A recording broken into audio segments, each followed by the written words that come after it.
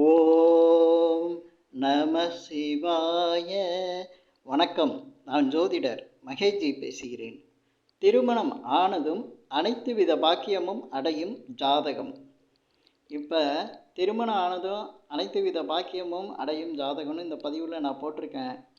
ஆனால் இப்போல்லாம் திருமணம் நடக்கிறதே, ஒருத்தருக்கு திருமணம் நடக்கிறதே பாக்கியம் அப்படிங்கிற மாதிரி லைஃப் வந்துருச்சு. அந்த அளவுக்கு இப்போ திருமணத்தில் அவ்வளவு பிரச்சனைகளும், திருமணம் நடக்காமல் தடைகளும் இருந்துக்கிட்டு இருக்கு.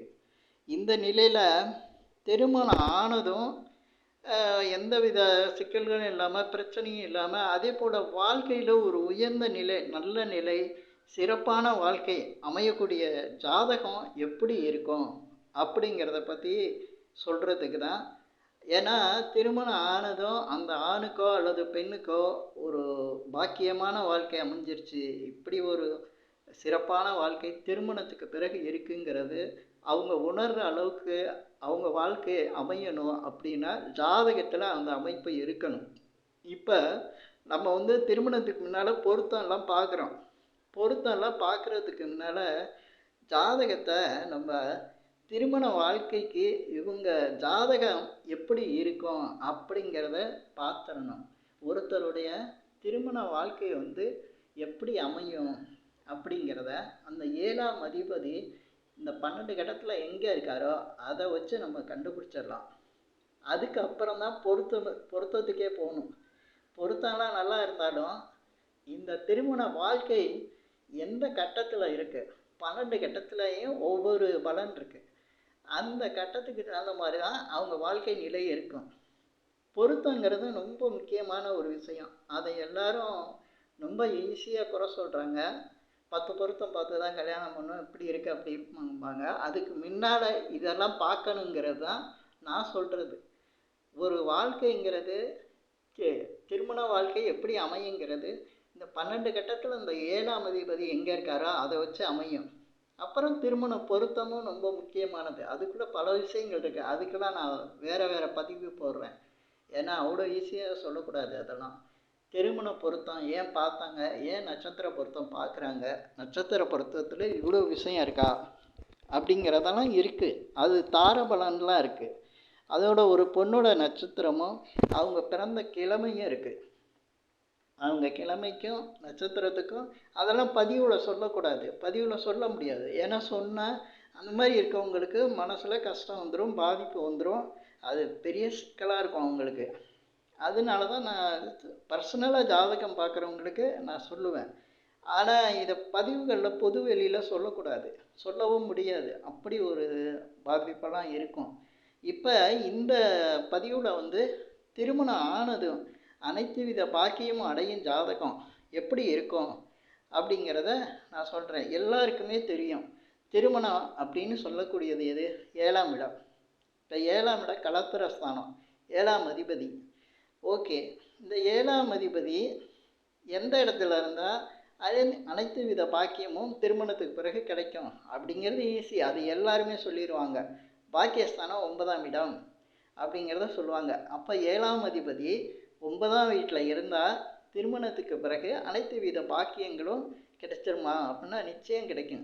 ஏன்னா 9ஆம் இடங்கிறது பாக்கியஸ்தானம். ஒவ்வொரு 12 கட்டத்துலையும் ஒவ்வொரு கட்டத்துக்கும் அந்த கட்டத்துக்குரிய பலன்கள் இருக்கும். அந்த பலன்கள் நடக்க தான் செய்யும். அந்த பலன்கள் நடக்காமல் போகவே போகாது. ஒவ்வொரு லக்னம் அப்படிங்கிறது அந்த ஜாதகரை சொல்கிறோம். 2ஆம் இடம் குடும்பஸ்தானம், தனஸ்தானம்னு சொல்கிறோம். 4ஆம் இடம் இடம், வீடு, நிலம், வாகனம் சொல்கிறோம். 5ஆம் இடம் பிள்ளைங்க, குழந்தை ஸ்தானங்கிறோம். 7ஆம் இடம் கலத்திரஸ்தானங்கிறோம். 10ஆம் இடம் தொழில் ஸ்தானங்கிறோம். இப்படி நம்ம 12 கட்டத்துக்கும் எதை சொல்கிறோமோ அதுதான் இருக்கும். அப்படி பார்க்கும்போது இந்த 7ஆம் அதிபதி 9ஆம் வீட்டில் இருந்தால் திருமணத்துக்கு பிறகு அவங்களுக்கு வாழ்க்கை பாக்கியம் நிறைஞ்சதாக இருக்கும். அனைத்து வித பாக்கியங்களும் திருமணத்துக்கு பிறகு அவங்களுக்கு கிடைக்கும் அப்படிங்கிறது உண்மைதான். ஆனால் இதில் என்னென்னா, லக்னங்கள் நம் முன்னோர்கள் எப்படின்னா சாஸ்திரப்படி அதை பிரித்து வச்சுருக்காங்க. சரம், சிரம், உபயம்னு பிரித்து வச்சுருக்காங்க. சரலக்னம் அப்படிங்கிறது மேஷம், கடகம், துலாம், மகரம் இதெல்லாம் சரலக்னங்கள். இது தெரியும் உங்களுக்கு. இதுக்கடுத்து ஸ்திர லக்னங்கள்னு சொல்லுவாங்க. ரிஷபம், சிம்மம், விருச்சிகம், கும்பம் இதெல்லாம் ஸ்திர லக்னங்கள். இதுக்கு அடுத்து மிதுனம், கன்னி, தனுசு, மீனம் இந்த நாளும் உபய லக்கணங்கள். இந்த மாதிரி லக்கணங்கள் வச்சுருக்காங்க. இந்த லக்கணங்களுக்கு ஒவ்வொரு இடம் பாதகஸ்தானமாக இருக்கும். இப்போ சர லக்னங்கள்னு வச்சுட்டா மேசம், கடகம், துலாம், மகரம் இவங்கெல்லாம் சரலக்கணம்னா இவங்களுக்கு 11ஆம் இடம் பாதகஸ்தானமாக இருக்கும். இதுக்கு அடுத்து பாருங்கள், நான் அதுக்கு தான் சொல்ல வரேன். இதில் ரிஷபம், சிம்மம், விருச்சிகம், கும்பம் இந்த லக்னங்களுக்கு 9ஆம் இடம் தான் பாதகஸ்தானம். இப்போ 9ஆம் இடம் பாக்கியஸ்தானம்னு சொன்னோம்ல, 7ஆம் அதிபதி 9ஆம் வீட்டில் இருந்தால் பாக்கியம் கிடைக்கும், பாக்கியஸ்தானம் அப்படின்னு சொல்கிறோம்ல. ஆனால் இந்த ஸ்திர லக்னங்களுக்கு அந்த 9ஆம் இடமே பாதகஸ்தானமாக இருக்குது. இப்போ இந்த 9ஆம் இடத்துல ஸ்திர லக்னங்களுக்கு 7ஆம் அதிபதி இருந்தால் பாதகம் செய்யுமா பாக்கியம் செய்யுமா அப்படிங்கிறது தான் கேள்வி ஆயிரும். இப்போ அதுக்கு தான் நம்ம பார்க்கணும், 2ஆம் வீட்டு அதிபதியும் சுக்கிரரையும் பார்க்கணும். இவங்க நிலையை வச்சு தான் நம்ம இந்த திருமணத்தை பற்றி யோசிக்க முடியும்.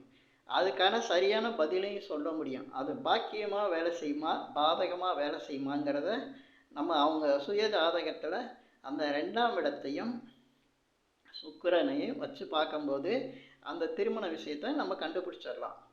இதுக்கப்புறம் தான் நம்ம பொருத்தத்துக்குன்னா போக வேண்டியதே இருக்கும். முதல்ல அவங்க திருமண வாழ்க்கை எப்படி இருக்கும். இப்போ திருமணத்துக்கு நம்ம பொருத்தம் பார்க்குறப்ப பொருத்தம்லாம் இருக்கும்.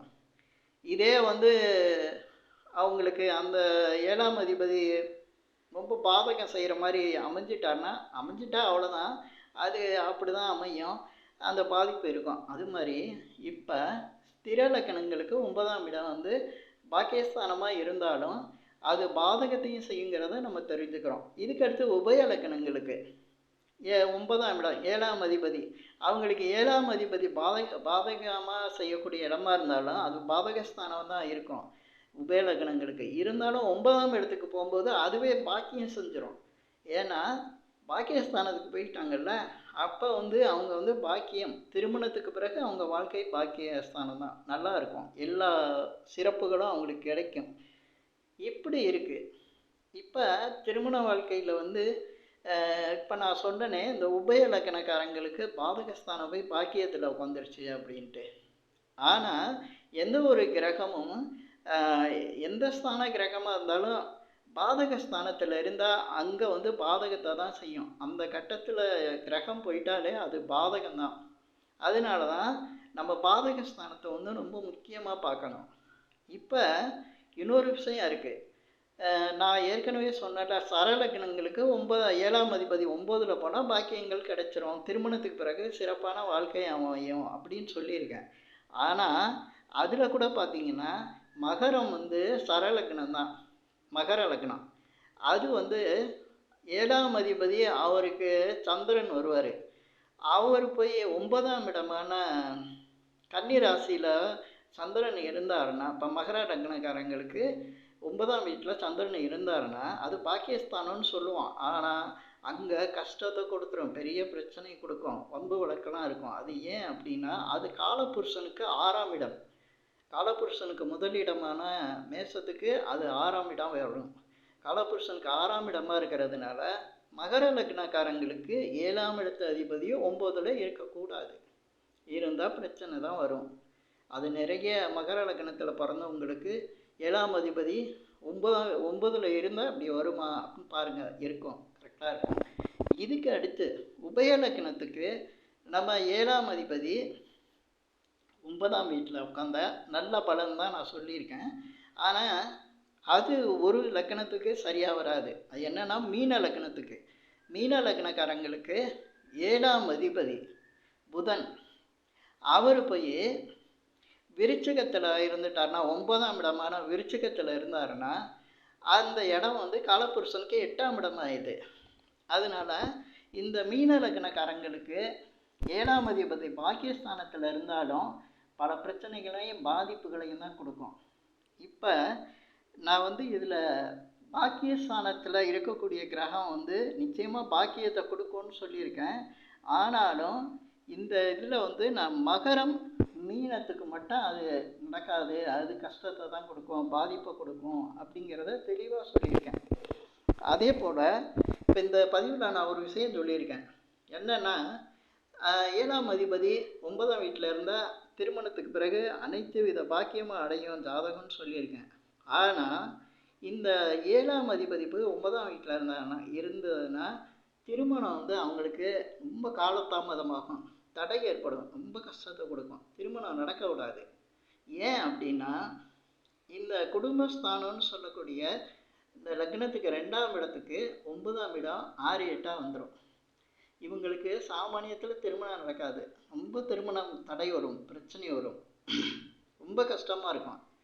அதுக்கப்புறம்தான் திருமணம் நடக்கும். திருமணம் நடந்ததுன்னா இவங்களுக்கு மிக சிறப்பான வாழ்க்கையில் உயர்ந்த நிலை, சொத்து சுகங்கள், அனைத்து வித பாக்கியங்களும் இவங்களுக்கு வந்து கிடைக்கும். இப்போ இந்த மாதிரி ஜாதகத்தை வந்து பொருத்தம் பார்க்குறதுக்கு முன்னால்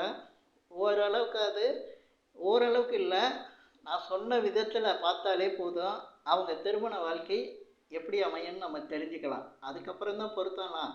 அதே போல் இந்த திருமண வாழ்க்கையில் வந்து ஒவ்வொரு கட்டத்துக்கும் ஒரு பலன் இருக்குது. இப்படி நான் ஒவ்வொரு பதிவாக போட்டு வரேன். இந்த பதிவில் நான் சொல்லியிருக்கிற விஷயங்கள் உங்களுக்கு பிடிச்சிருந்தா ஷேர் பண்ணுங்கள், லைக் பண்ணுங்கள். அதே போல் இந்த சேனலுக்கு சப்ஸ்கிரைப் பண்ணுங்கள். என்கிட்ட ஜாதகம் பார்க்கணுன்னா மட்டும் கீழே இருக்க என் நம்பருக்கு கால் பண்ணுங்கள். நன்றி, வணக்கம்.